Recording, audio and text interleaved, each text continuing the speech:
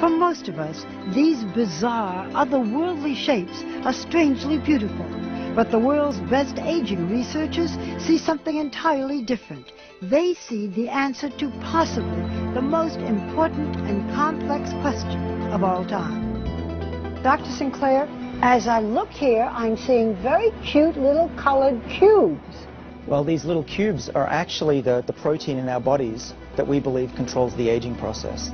If he is right, Dr. David Sinclair has found one of the genetic keys that will reset our biological clocks. I think we've passed a turning point in our understanding of the aging process.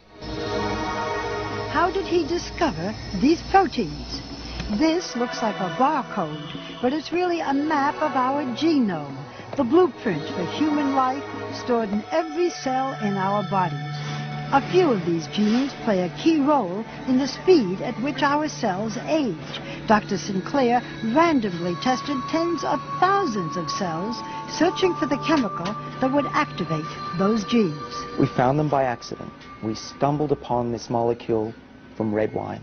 And when I looked on the computer, what is this Reservatrol, and found that it was in red wine, I almost fell off my chair. Because, of course, we all have heard that red wine is good for you. Just so happens, I have red wine. To your health. How much of this would I have to drink to really make a difference? Well, our experiments tell us probably about 1,000 bottles a day. So that was not the solution. Dr. Sinclair then went back to the lab and found a way to make Resveratrol 1,000 times more potent. So what does it do in the body? Well, what we have discovered is that Resveratrol works on a gene which is called SIRT1, and this is a gene that controls the aging process. Resveratrol seeks out that gene and switches it on. And with that gene activated in the mouse on the right by a high dose of Resveratrol, she quickly turned into a mini Olympian, running twice as far as the untreated mouse on the left.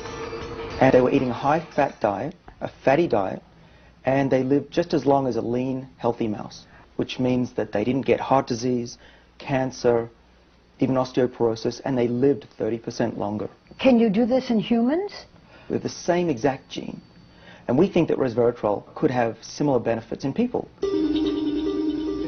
Realizing the blockbuster potential for his new pill, Sinclair teamed up with biotech entrepreneur Chris Westphal, together raising more than $100 million for further research. And we think that we can increase healthy lifespan. So if you're in your 80s, you'll be behaving as if you were in your 50s. In the first human trial, a form of Resveratrol successfully treated type 2 diabetes, one of the major diseases of aging. If everything goes very well, we will seek regulatory approval from the FDA in the next 5 years. I think a lot of people will say you're raising expectations. This can't possibly happen. My answer to that is, I agree, but it's true. What else can I say? Aging is really a set of diseases, and if we slow them down and cure them, people will live longer, healthier lives. And you're talking especially now about diabetes and Alzheimer's? So the major killers of Western society are exactly the diseases that should be able to be treated with the drugs we're developing. Well, you know what, Doctor? Cheers. The future.